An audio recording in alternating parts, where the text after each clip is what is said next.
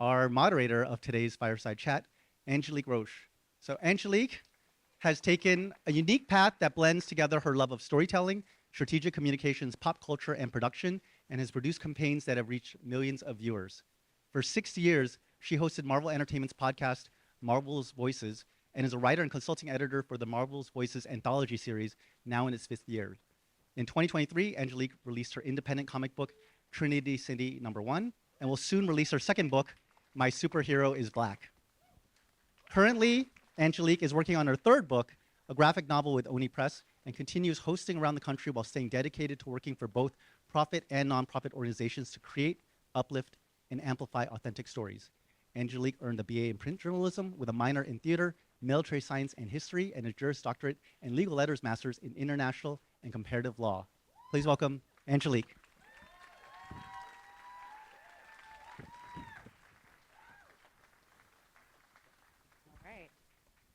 All right. Hello. I feel like you're all warmed up at this point and you've all met each other, and I don't have to do anything like, are you awake? You are awake. I see you. So I'm really excited to be here. Any excuse to come out to LA after I ran away 2 years ago, I take it. So when Patrick asked me to come out here to interview one of the coolest people ever, I was gonna say in the industry, but just really just a cool, amazing, down-to-earth human being, I was like, absolutely, yeah, let's do it. Sure, and you're feeding me? Let's do it. Without further ado, I would like to bring up to the stage to have a little bit of a conversation with me, the one, the only, Andy Park.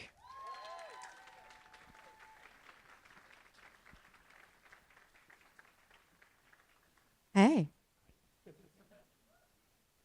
I guess I should say you got this little fancy title. Yeah, the director of visual development. That's a fancy title you have. For those of you who don't know, the visual development department is a unique department in the film industry. So one of a kind. One of a kind. It was created way back in 2010 when it was still in Manhattan Beach, before they started the Avengers. So after the successes of Iron Man 1, 2, and then they were in pre-production on Captain America and Thor. That's when I got hired. They decided that they wanted to create an in-house group of artists, knowing that they're gonna have a connected group of films. They wanted to have a group of artists that can work on all the films and have a cohesiveness to it.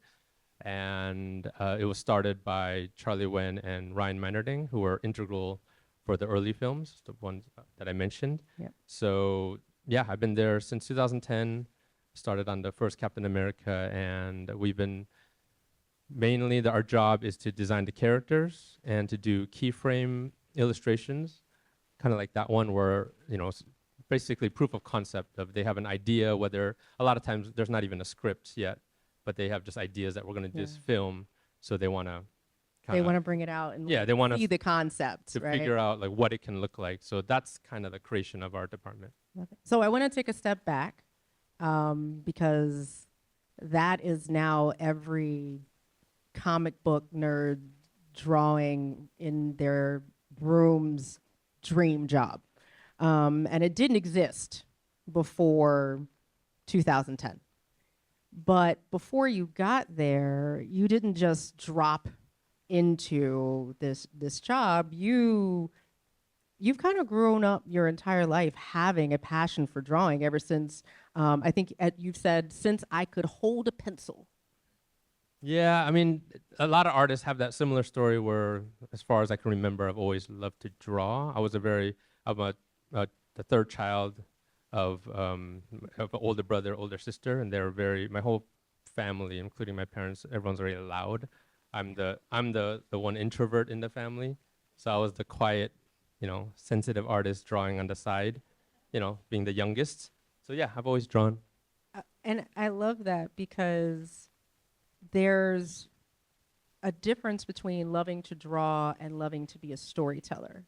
And so there's a point where you said, I love art, I love to draw, but I really love these stories And I like to tell those key moments that you're talking about, even there with Hulk and Thor, like everybody's gonna, that moment, even though it's not the moment in the arena, they go, yes, we're friends from work. Like everybody, it's that moment that people remember. What was it for you? Because people, you were a fan first. Like you didn't just jump into this, you love comics. So when did it jump from I want to draw to I really want to tell stories? Yeah, I mean, I'm a child of the 80s, and for me, you know, this is obviously pre-internet, everything. So everything was about like the early years, the memories that I have. I grew up in Orange County, Anaheim Hills, by the way. That one person that claims Orange County. Who was that? It's okay. Somebody else is from Orange County. They're just not admitting it. It's fine. So those are the days of like, you know, before cable and VHS, everything. So for me, cartoons was huge, right? Well, you know, waking up Saturday mornings and then watching like Transformers, G.I. Joe, all that kind of stuff. Robotech, I mentioned to my group over there, was pivotal to my life. And then I think it was 1985 when I walked into my first comic book store. Wow. There's one that opened up in our neighborhood, and I walked in and I saw a particular. I knew they existed, but I'd never been to a store. I've seen comic books like in 7-Eleven, that kind of thing. But when I saw Thank this God for the particular spinner issue- rack. yeah, and spinner rack, and then I saw Iron Man number 200, and that one changed my life because I saw on the cover there was like this new looking Iron Man. It was called the Silver Centurion armor, where he's like red and silver instead of the traditional, you always see him red and gold. And he had like kind of, different, more armored look. And he was fighting the Ironmonger. And that from that point on, I was hooked on comic books, and I started reading them. I started collecting them as much as I could. I started copying them, drawing them. I think that's when I really started to dream. Before that, I was like pausing, you know, VHS recordings of Transformers to draw every, you know, Transformer that I could. But once comic books came to my life, and then the stories really hooked me because it was like they looked freaking cool, right? But it was the stories and the characters that, you know, you really fall in love with, larger than life characters. And it's pretty amazing because you mentioned you are the youngest. I too, being the youngest, we do thank our older siblings for following what the parents said. But it wasn't just that. Your parents seem to be really supportive of you along your path. You know, you being this person who loved comics, who did get brought to a comic book store,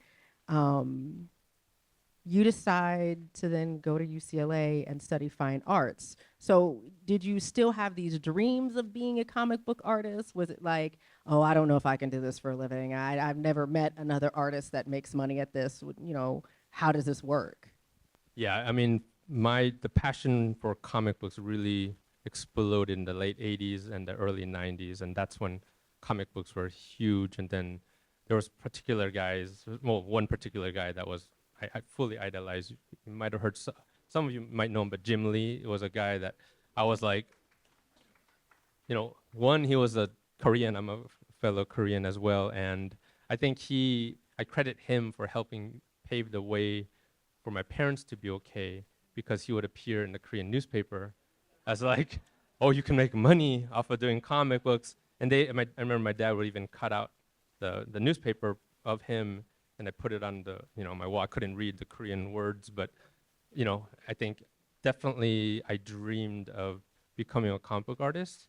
And then that's why it's really cool that Garib's here as well, over there, because Wizard, around that time, comics were so big, he created a magazine called Wizard magazine, and that was like the internet, you know, before there was the internet, because then you could actually read about the behind the scenes and get to know the people that are drawing these books. And then there was one in particular section that was called Brutes and Babes, which about teaching tutorials, and a guy named Bart Sears.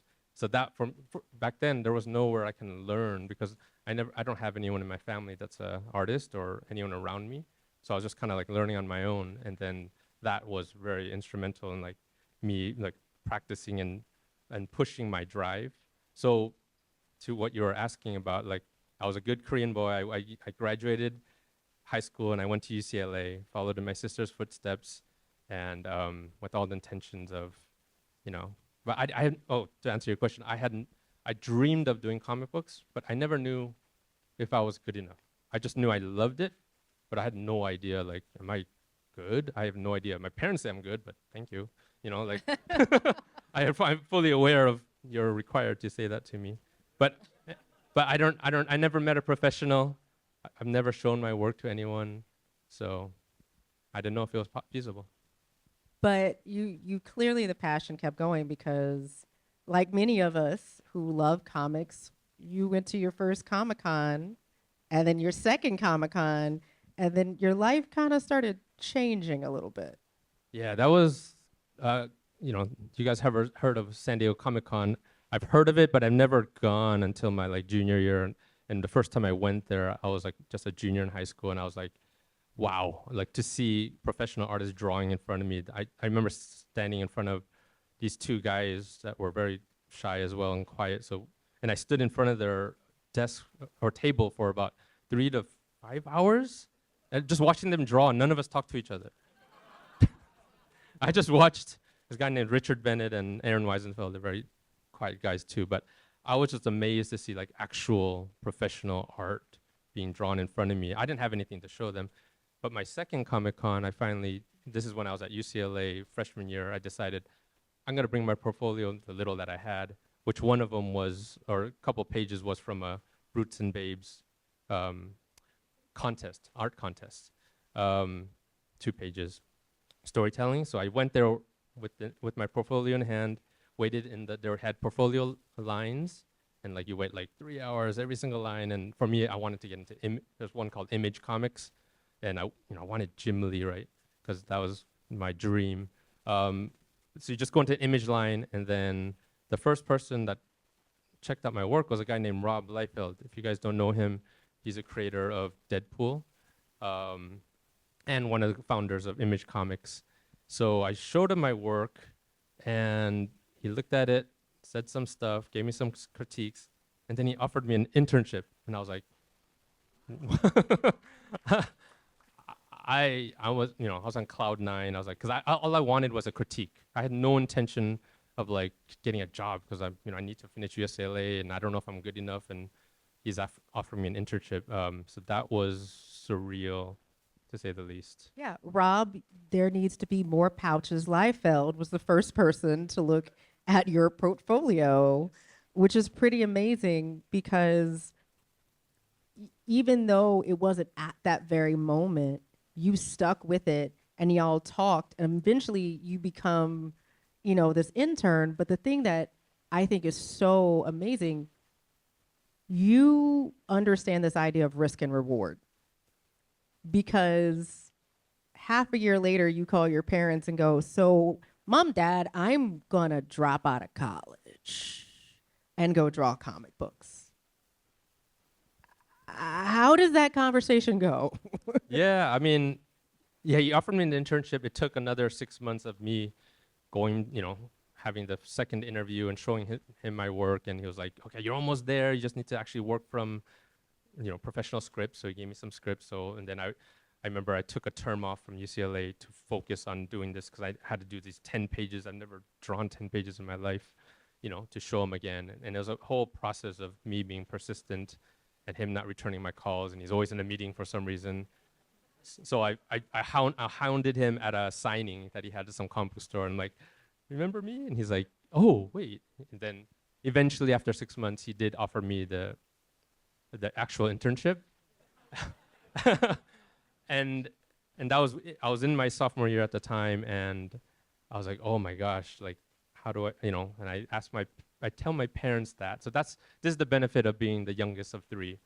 My sister was already a lawyer at that point. My brother was on his way to become a businessman.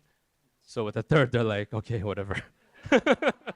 The path was clear. Yeah. My dad was the typical first generation Korean parent where he was like ultimately strict, get A-, like you fail, right? Was this minus, right? But so he eased up by the time it came to me. So I thank you to my sister and brother. And I remember I found out later that my parents did talk to my sister and brother about, hey, what's Andy doing? Like, what do you think? And they're like, entertainment is different. When you have opportunities like that, you need to take that opportunity. School will always be there. So thank you, Anna and Peter. Siblings can be cool sometimes. And the great thing about that is, in taking that, you then start this basically build it while you fly it life. You know, for most people, they don't understand how long 22 pages takes for a comic book, and how it is a team sport. You know, the artist comes in with the script, much like a writer will come in with a movie script. Sometimes they're going to give you directions. Sometimes they're going to be like, figure it out. For you, you then do this for a number of years, become really good at it, and then go, I should go back to school. Why? Yeah, I mean, I still say that I didn't deserve to be a professional at that time, but I'm always thankful to Rob for giving me a chance, because I see the first published stuff that I did, and I don't mention it when I get interviewed. Like, what was it? You can find it online, but it's really bad. But I'm thankful, because without going through that, you know, it's kind of like probably an actor for his first time. You know, they're embarrassed at their first roles, but you know, I was thrown into a bullpen of like 20 plus artists. Everyone's in their like early 20s. That was my college, and then everyone's, you know, we're staying there till like sometimes 6 in the morning, right? And then we come back at 11 a.m. And it was like a weird, amazing time of just like hanging out and commiserating. And for reference, like, so a lot of folks don't know, if you're not true comic book heads, the 1990s, there's so many movies y'all don't know that were based on comic books that randomly came out and maybe only had 6 issues or 10 issues. Like Men in Black was a comic book, right? And it came from this time in the 90s where comic book artists and writers were becoming rock stars. You know, so you're also learning from some of the best folks who've decided for the first time kind of in history to go independent. Oh, absolutely. I mean, we're all learning together in that kind of bullpen. And your first job as an intern is just, you're in a bullpen, just draw pinups of whatever characters that Rob Liefeld had. He created a whole stable of characters that he created, and you're just trying to get noticed. So, you know, I'm just drawing every day. And then eventually he saw a pinup that I did of his female character. And he's like, he saw it from an inker, because an inker inked it, a guy named John Sabal, and Rob saw it and was like, who drew that? And then he gave me a book right there. And I was like, whoa. So that's when I started to draw sequential, you know, 22 pages to draw a whole book plus a cover. And typically it takes a day to draw one page. But for me, it always took 12 to 15 hours to finish that one page. So it's a fun job, but it was like just hours wise, it was a long time. And the other thing is, oh my gosh, trying to find reference. You know, they said, oh, you know, scuba gear, you know, underwater, this character. I'm like, there's no internet. So I literally will go to Barnes and Nobles and like ask the information. Do you have any scuba gear? I'll buy that book or magazine, and then I'll return it the next day. That whole thing. So it was really challenging, but you know, we make do. But yeah, I did that for about 2 years over there, and I started getting better and better books, and I started getting an inkling of like, I love this. This is fun, and I'm getting noticed more and more, and getting higher and higher profile books. But I had this inkling inside of me, this desire to want to grow as an artist, because I'm like, I never went to art school, and all I know how to do is, because as a comic book artist, I'm drawing with a pencil, and then the collaborative nature, after I pencil that page, 11 by 17, I give it to an inker, and the inker literally inks over that pencils and then erases all my pencils. And after that, they give it to a colorist, they color it digitally, give it to a letterer, so forth. So all I knew how to do was draw with the pencil. So I wanted to learn art. So I want to learn how to paint, I want to learn color theory, I want to learn design. I wanted to I didn't like the feeling that I had inside of me that that's all I knew how to do. So I love comic books, and I knew that, okay, I can go back to comic books if I want, but I didn't like the limitation that that's the only thing I could do. So I wanted to expand my horizons.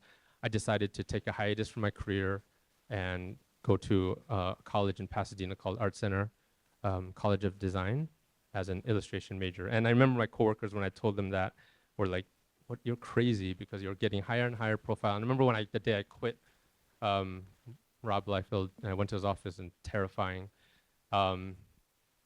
He offered me like this really high profile book during the time of Heroes Reborn, the Avengers, and I was set. So I quit, and I went to art school for the next 2 years studying illustration, doing life drawing, painting, all the mediums, learning color design, perspective. That was another crazy adventure. Risk reward. Yes.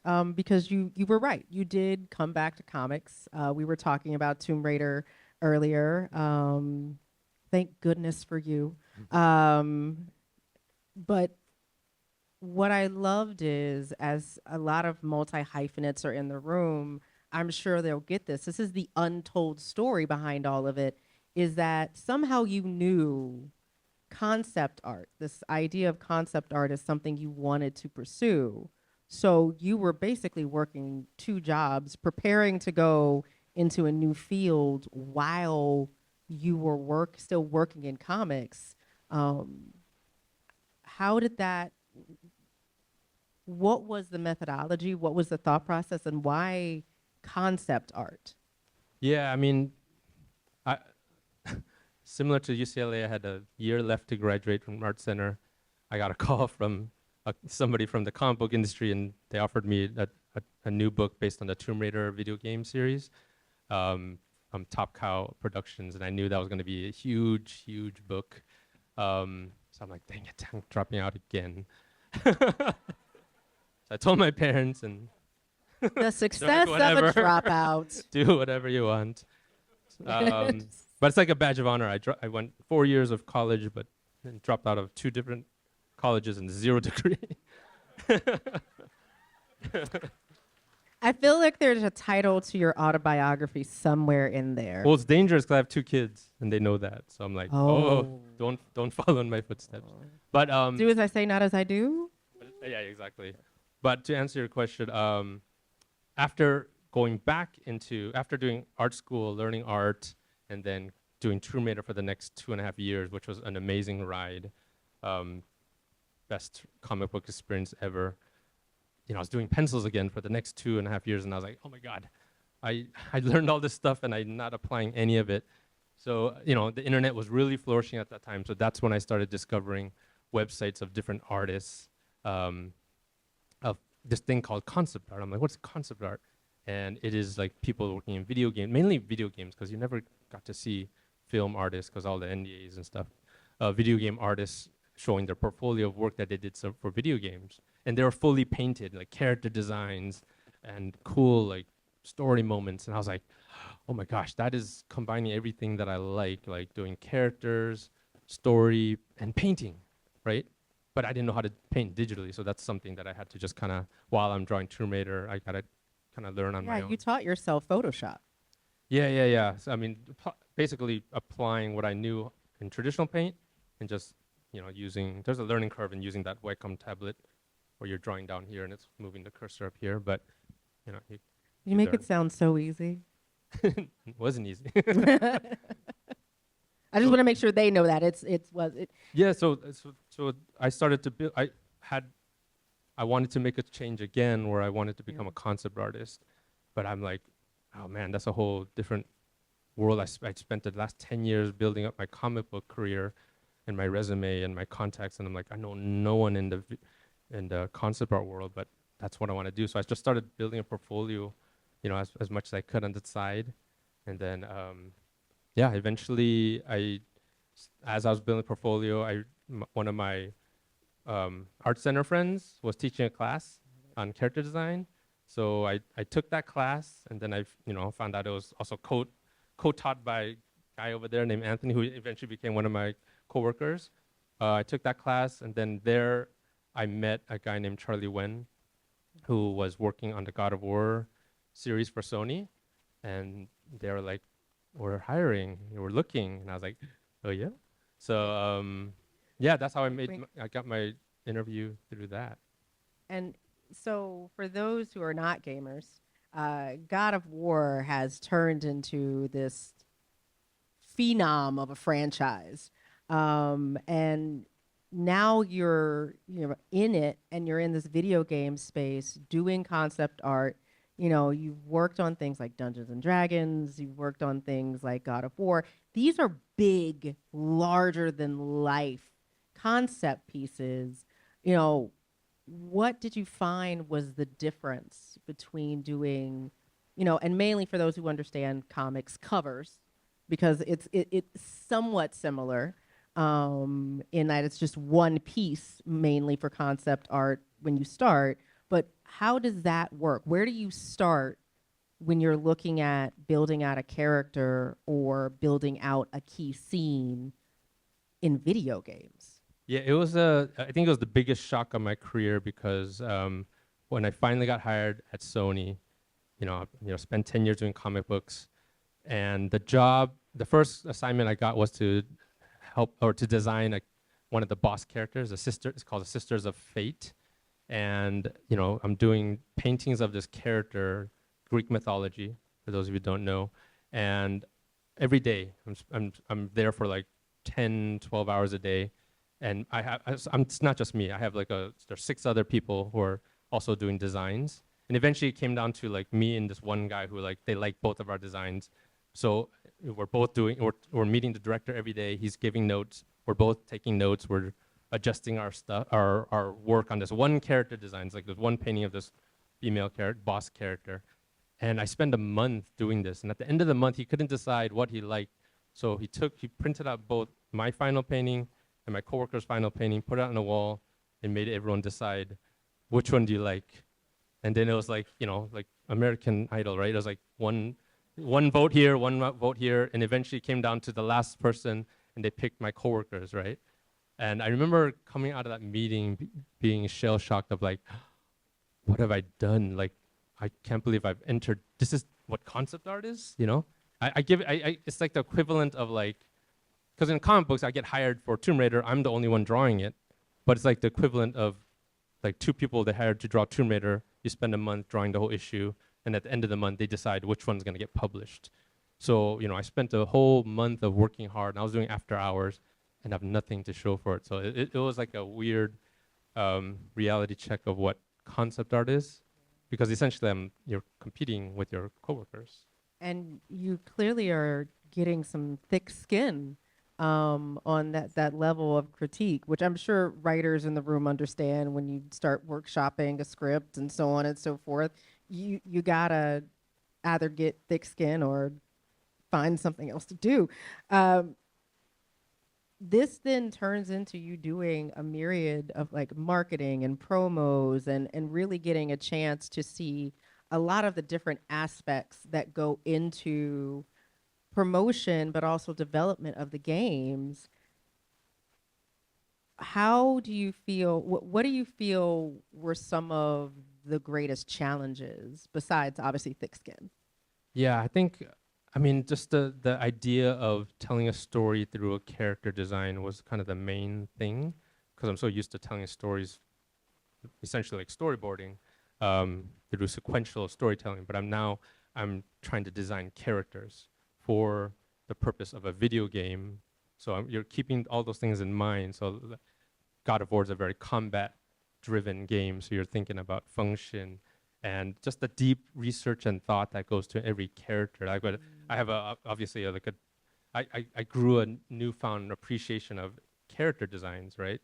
Because there's just so much thought put into every single character and how much work it takes, as well as, as I'm working on, especially God of War 3, I was doing a lot of the marketing illustrations. So I'm not only designing characters, we're working with the combat designers I designed a Chimera character and then you're trying to figure out how they attack Kratos and other characters.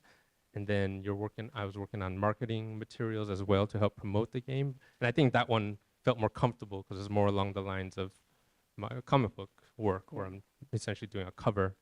So that stuff, to this day, what I do for Marvel, some of the marketing stuff, that stuff is like the stuff I really Yeah. enjoy doing. And the reason why I ask that is because there's this, people always think, oh, that's a really pretty drawing. Oh, that's a really pretty piece of art.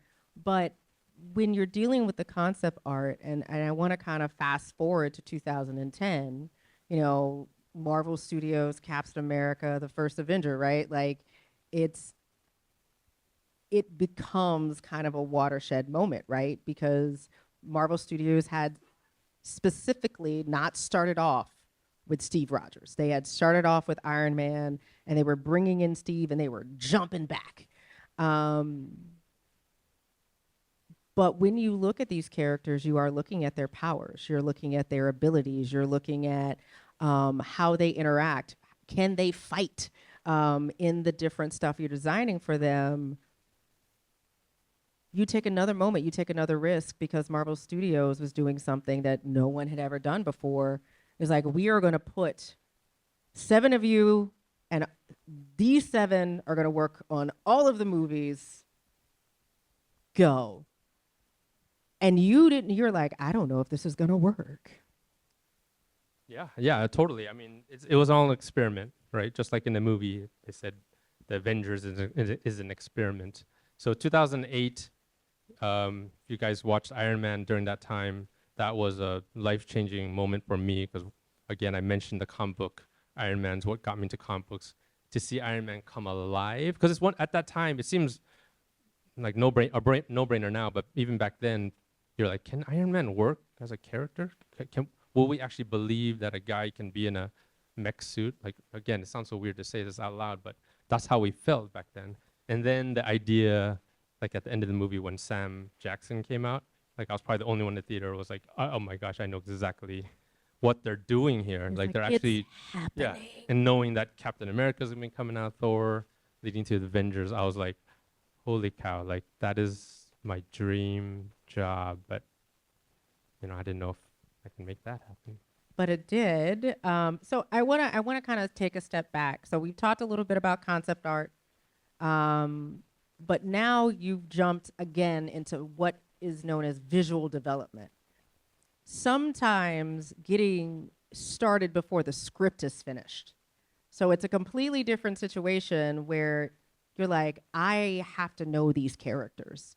What was it about being in this particular space, but also what changed in the collaboration here? Because I feel like even on the games, the teams are, you know, comic books, it's 2 of you, right? And you have an editor, that's your team. Games, there's a crew of you. But when you get into these multi-million-dollar movies, you're dealing with an art director, you're dealing with a director, you're dealing with a writer, a slew of executive producers, and a lot of them are very attached to these characters.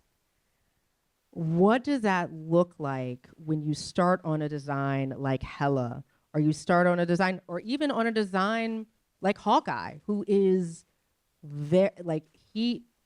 decades of comic books that you're looking at? Yeah, I mean, that's the reason why Kevin Feige and the leadership wanted our team to be formed, is because normally in a typical film production, like that only happens once the production date actually happens. And from that point, they have to hire a costume designer, a production designer, VFX supervisor. They have their art directors. Now they can hire artists to start doing work. Because of our setup, we're full-time at Marvel Studios. We're working on the film even before there's a script or a director or casting or any of that. So on a lot of those films, we were working on it, even like Guardians of the Galaxy. There was no script yet. So Kevin Feige just came to our office like, got this next film for you guys. Strange one. And then I was shocked because I was like, after the success of Avengers, I'm like, now you can just milk the Avengers and Iron Man. But that's Nope, we're going to space. Yeah. As part Here is a raccoon. Yep. It's part of the genius of Kevin, I think, because he was daring. He didn't do what the typical exec would do and play it safe. But he came to us and says, we don't have a script, anything. We don't have any casting. We don't have any story. Guardians of the Galaxy. I'm sorry. No casting. No casting. You did. No Karen. You didn't know who you were putting these costumes on. No, not yet. Not yet. So we're just doing high level, ideation. So even ideas as crazy as Drax, because in the comics Drax looked very much like Kratos, which is God of War, which is a weird like bringing of two worlds. So we're like my first image that I did, like I made him robotic or like an android, because why not? Nobody knows who Drax is. Now they know. But so it was that high level that we can explore. So that happens on all of our films. We're like working very early on, doing designs, and then as they're writing the scripts, then they start relaying information saying, oh, this is happening on Avengers. This is gonna happen. This villain's gonna be there. Oh, and then it's not anymore. So we're in the weeds, and then eventually they hire the director, and then we start having meetings, Joss Whedon with all the different directors, and then they hire the costume designer, production designer, all that. We start going to those kind of meetings, and it starts building until they start shooting. It just feels like you are the shepherd of continuity at this point. Because, this is so important to so many people because these costumes end up on Funkos and T-shirts, and it ends up actually influencing a lot of times the comic books, the animation, the video games. Sometimes they go completely off the rails and do something different, but you're now influencing such a big part of it. But a lot of people don't know you actually follow this all the way through. There are times where you're literally seeing the actor put on the costume that you have designed. What does that collaboration look like, and what have you learned from that level of collaboration? Because very few people get to be in the process for so long. Yeah, that's true. Because a typical concept artist in film who does like an illustrator will just do the illustration, it gets approved, and then they usually move on to another project.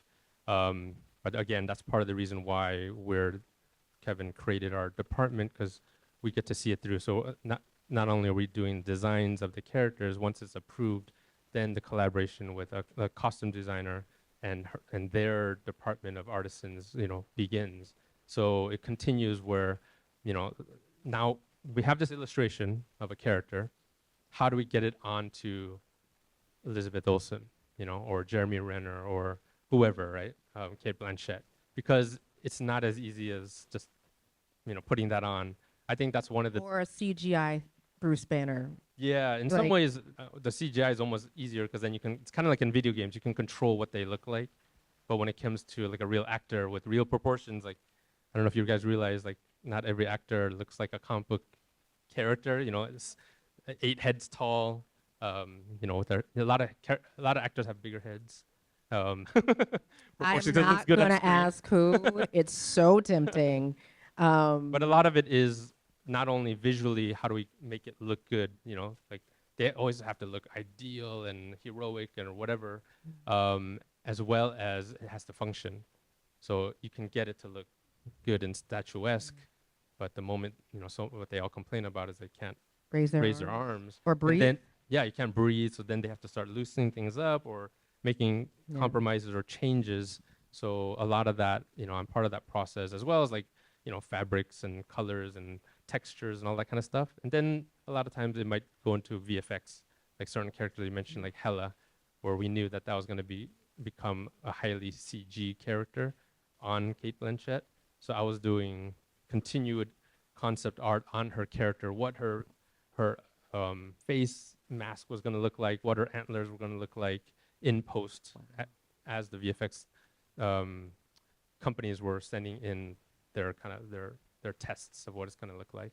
I love it. And for anyone who knows the stories behind George Clooney and Batman, I know a lot of actors really appreciate you for making the costumes functional and able to get in and out of pretty readily because that's a lot of work. Also, they can be very heavy. So now, 14 years in, you've had your hands in more than a dozen of movies and now TV shows. You know, it doesn't look like it's stopping. For you, has there been one moment, whether it's as a fan or as an artist, or just as, you know, a dad, that you're like, this moment in this space, doing this dream job, wow, how did I get here? I mean, I feel like that feeling you just said right there has been what I've felt for the past almost 30 years of my career. Like every moment has been like, what the heck? How did this happen? You know, am I good enough? Like I'm still that 15-year-old boy, right? But at Marvel Studios, I've been there for over 14 years, and there's been so many moments where I'm just like, wow. Even though, you know, I work there, I'm still a fan. You know, I still see myself as fanboy. I love it. I don't take it for granted whatsoever. But for me, some of the moments, every costume fitting I go to, like, you know, seeing when Elizabeth Olsen was putting on her Scarlet Witch costume on WandaVision, like that was a moment, like, you know, that, wow. And what's so fun about that moment is, and I've been to so many with like Brie Larson and just different actors, is you see the twinkle in their eye where they're like, Because they're a superhero. You that's what they have say. turned regular people who are brilliant. Now they're superheroes. and that's the final fitting usually is when they finally see, and they even say it, I'm a superhero, right? Because if the initial early fittings, you see fear in their eyes because they never look good in the beginning because, you know, we're going to get there. So we're like, what are you putting me in? Yeah, exactly. They get scared. And to be honest, I know a lot of people probably don't think about this. You're not just fitting the actor, you're fitting the stunt people as well. Mm-hmm. And you're thinking about the mechanisms of how they are pulling off these spectacular fight scenes or jump. Like when you think about something like a Daredevil and you think about Charlie Cox doing his own stunts, I go, wait, Charlie did that scene in that wow. Like, because it's not just like putting on a pair of pants. Yeah. I think another moment that I was seeing stuntmen and women and the actors, that one of the most surreal moments was flying to Atlanta during Captain America Civil War and seeing the airport fight scene. I was there on that day when you see Black Panther, you see Spider-Man. This is before they announced that they were going to be in it, as well as all the other actors, Captain America, Iron Man, Robert Downey Jr., like the whole, basically, Avengers cast, and they're there, and they're running towards each other. Like, I didn't cry, but but kind of. But like, then I'm proud of you for not crying. But then the other crazy thing about that day was, like, getting to hang out with Paul Rudd in his trailer, like, because I got to do his costume, and just so many of those kind of moments were just like, wow, you work so hard on doing these costumes and these characters, seeing them come alive, like literally in front of you, as well as seeing the excitement of the actors that are performing. I mean, it's just, it's mind-boggling, and it's very a rewarding experience. So I can sit here and talk to you for another 2 hours, but we're not, because we are in the way of food. We talked about how important food was before we started. You actually brought, because one of my questions was, how has your style over the last 30 years evolved? Because you have had all of these different opportunities and ways, and you actually brought a couple of examples of your comic book work, your video concept work, and obviously now what a lot of people know you for, which is your key scene work and your character development work. I'd love for you to get a chance to kind of show it a little bit, and maybe we can talk through it. We good with that? Sure, yeah. Instead of talking about it, I can show you a little bit. You saw the teaser trailer in the beginning. Is it up or down? Let's see. We don't have to go through that again. But starting off with comic books. So there are not a ton of images, so I know everyone's hungry. So comic books, my 10 years of doing comic books in 5 images. So this one shows my Tomb Raider as well as some of like more X-Men related artwork. The one on the left was inked by John Sabal and colored by Richard Isenoff, and the other ones were on the right illustrated by myself. So these were like real highlights, being able to, as a fan of comic books. These are examples of what the pages, original pages look like. So that's my pencils as well as John Sabal's inks. So the covers as well as doing storytelling. I mean, there's so much, I know there are storyboard artists here and the joy of being able to tell a story, but also the challenges of that, like being able to draw the same person over and over again and making them look the same. Like, that's hard, especially when I didn't have reference. I'm just using a mirror, transforming myself into Laura Croft. These days, man, with the 3D and like toys, and you can use that as reference. But anyways, there's one over there. Yeah, it's one over there. I didn't know they can see that. Some X-Men work that I did, which was X-Men was always my favorite comic book, so that was, and this is when I already decided I wanted to go concept art. But when the X-Men office asked me to do a couple fill-in issues for X-Men, I'm like, dang it.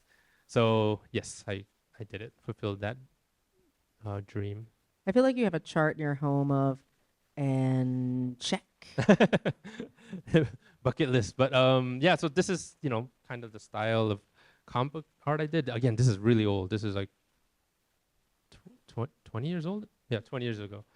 And then I got into video games. So this is when I'm doing more of the illustrated paintings, right? Digital paintings of God of War. So a lot of stuff we did for God of War 3. These are the characters. This was so fun being able to design creatures, characters, and then within every design, trying to tell a story, like that Minotaur on the right, like you see, like he's got chains, and it might not be canon, but you're doing things like that where you're like, he was like imprisoned and tortured, because it's a very mature, bloody game. I don't let my kids play it. And then Kratos on the pinky, fighting on top of Kronos. Is that Kronos? And then this is Poseidon. So that was like the first boss you fight in God of War 3. And then just a sketch concept art of character that didn't make it into the game. So that's, and then eventually Marvel Studios. So this is the character design, which is the bulk of our work of what we do. So here's some of the characters I was fortunate enough to design. And what I love is you're also about to show the evolution of the characters through the movies, because the characters' costumes don't always stay exactly the same. They get upgrades, they shift, the character evolves. Mm-hmm. Sometimes Tony Stark drops off a new suit. Yeah, totally. I mean, Ant-Man is, one of my favorite designs I got to do, because so much of it is because, not because I was an Ant-Man, nobody was an Ant-Man fan growing up. I mean, look, Hank Pym was not that dude. He was not that dude. I mean, when they aspiring to be. When they told me we're gonna do an Ant-Man, I was like, oh my lord. But then they said Edgar Wright, and I was like, oh, okay.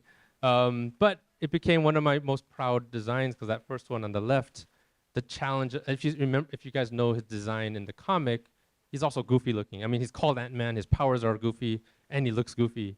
So to be able to ride that fine line of, he can't be Iron Man. He's not Tony Stark. He's not slick. But he can't be, people can't laugh at him either. They can laugh with him when something happens. But the visual of him shouldn't be, oh, look at this ridiculous Ant-Man. So riding that line between goofy and cool was the challenge. So that's the first one. And then the middle, his next appearance in Civil War, updating him. And then the third one is how you see him in Ant-Man and the Wasp and Endgame. And then also Wasp. And then Black Widow, I've been able to design Black Widow through the years. I know this one, a lot of my friends are like, what's different about her? The only thing that changes is her hairstyle. But I'm like, dang it, you just diminished the amount of work I've done for. Every design takes at least a couple months of back and forth. So, but I get it. She's wearing a black suit. But I got to do a white suit. Like there were 347 comments on this. I know. The other fun thing is like on, go back here. Like on Avengers Infinity War, the Russo brothers wanted me to do an update of the Civil War suit but not change her costume, just give her something. So I gave her a vest. So okay, that's cool. It got approved, and then on a later film on Black Widow, when we were designing Yelena, I had the idea of like, oh, maybe because this is a prequel to that movie, right? So I had the idea of maybe that could be Yelena's vest. So they liked that idea. So it kind of retroactively gives meaning to, what wasn't intended in the beginning. So that stuff is always fun. And then Scarlet Witch was, I think, one of the most rewarding characters to work on, because when I first, I loved her from the comic, but when I first was helping to design her on Age of Ultron, Joss was like, no crown, no tiara, no superhero costume. I'm like, boring, but it made sense. And this is what I love about the MCU. Like, these superheroes are not wearing these superhero costumes just because the comics, they wear it in the comics. There's a reason why they're wearing these suits, so there needs to be a justification. So, but it's not like they necessarily had a plan that, eventually she will turn into the Scarlet Witch. I don't think they did, but that's how it kind of ended up. And then eventually, she makes an appearance in Civil War. And then when they told me about WandaVision and that whole idea, again, the child of the 80s, and I was like, oh my gosh, they're doing sitcoms, and then she's gonna have her full-on costume. Then I was like, oh my god, that's so amazing. So the fanboy in me again was like elated that I got to do a proper Scarlet Witch design. Captain Marvel through her appearances, that was a fun one. Karen's not here, but being able to design her character, these are all different iterations from the first Guardians of what she can be, and then the middle one was the one they approved, and then eventually they decide not And to show her interestingly midriff. enough, if you know Nebula from the comics in her first appearance, this is very different from the Nebula that first appeared in the comics, and is far more badass. I think this one was in the animation. Yeah. So there's versions of we look at all the different versions. If I haven't mentioned it before, like we're not making these things up out of thin air. We're riding on the coattails of masters and amazing comic book creators from Stan Lee, Steve Ditko, John Byrne, Jack Kirby, and through the decades. And we're looking at all the decades of iterations of these characters, and then we're translating it for the story that we're trying to tell for the MCU. So this was early iterations of Mantis. The middle one actually got approved, but as it happens, they start doing tests on actors, and eventually, James wanted to go for more of a simpler look that you see on the third one right there. Hela, these were early designs of Hela. This one, for me, the more comic booky a character is, the more fun I have. Like, we do a lot of tactical costumes, because that's kind of like what was established with, a lot of the more grounded characters. But anytime we get to dive into like more comic booky, otherworldly stuff, this stuff is really fun. But this, to design this was a 6-month period of different iterations and hundreds of versions of what those antlers look like. Shang-Chi, so these were early versions of Shang-Chi. This was special to me as a Asian American. And doing the full gamut of like, is it more urban, or is it more classical, traditional? Eventually we landed on that middle design. And then Thor, I was able to design 2 Thors with Taika Waititi. So, he came into the studio, whole different breath of fresh air. But he's the one director where I work with him and I read the scripts, and as I'm working with him, I was afraid, not afraid of him, but afraid of how bold he was, where I was like, oh no, like, what are we doing? But then, Ragnarok came out and everyone loved it, and I was like, oh, awesome. And then, of course, we get our Hank back. Yeah, that was a special moment. And they're like, we're going to get Kelsey Grammer as Beast to be able to do this for the end tag for the Marvels. That was fun because, again, I love the X-Men. And then the latest film that I worked on, Deadpool.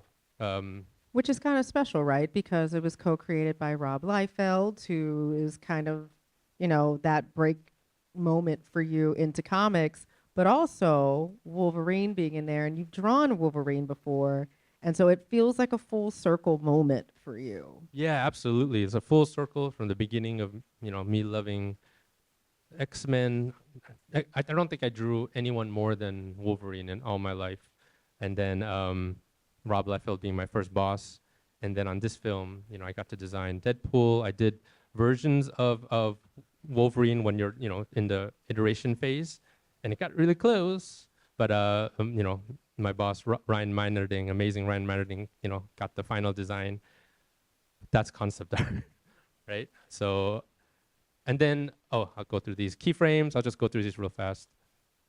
I call them the awe moments, like that moment that you always remember from a movie, or that moment where you go, "That's happening," or "That's beautiful." And people really I don't think a lot of people realize that someone sat there and goes, "This is how it should look." Yeah, the best compliment we get, because I'll go to the meetings with myself and all the artists that work with us, and I'll present them to the director, to the producers, to all the heads of all the department, just like I am to you now, and they get to say whatever they want, right? They can just, most of the times I click through these images, we're through hundreds of images, and I just silence like crickets, and I'm like, oh, every single one of those images took like days, right? But that's our job, right? But the best compliment you'll get from a keyframe is when they look at a keyframe like that and they go, I want to see that movie, So I mean, this, if you recognize this image, like at least of Black Widow, you'll see it in the Marvel Studios logo when they show like it. The Marvel Studios logo is a story, right? It tells the story of the origins of the original comic book source material. You'll see words, which are words from the script. It goes to our concept art, so you'll see a bunch of these kind of things, and then it'll go to the film, which encompasses all the other departments that end up making the film. Hero guy moment. This is that Guardians, the first painting I did of Guardians that I mentioned. You see Drax over there looking kind of robotic. I was thinking Mad Max meets Star Wars. Before James Gunn. And then this is with James Gunn, and this is one that got a good reaction from the leadership. Shang-Chi and WandaVision, which was strangely one of the hardest keyframes I've done, just because of how specific it had to be, had to tell so much in just that one image, and then even in the shadows, like hinting at what's to come. And then the A-Force Endgame moment, controversial. And then the last things I'll show is costume collaboration. So these are just some images of being out in Atlanta. That's Paul Rudd right there. I was about to say, you're just chilling with Paul Rudd. No big deal. This is a funny one where Brie Larson posted this a couple of years ago, and that person behind her, that's me. I was adjusting her helmet. I got Mike Wazowski'd. I do appreciate that you did you circle yourself just to make sure? I know. Not true that, fan. Yeah. I didn't even notice. I was like, wait, Is that? that's my ears. So that was cool. And then this was on set for Guardians 1, and I didn't get to go to their costume fitting, so I got to see them on set performing. And this is the first time I ever met Karen Gillan, and I was scared because she's tall. She looks badass and scary and intimidating. But that was a special moment to be able to see these characters. And James Gunn is the one that's taking this photo, which is strange. But yeah, so that's that. Awesome. Well, I want to thank you so much, Andy, for giving us so much of your time and your life. And I think that you have a very special surprise for everybody who's in the room. Oh yeah, I brought prints.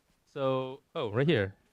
So I brought prints. Everyone can take one if you want of just artwork, various artwork. They're all different. They're all different. So you can either just pick whatever's in front or search through them. But feel free to take one.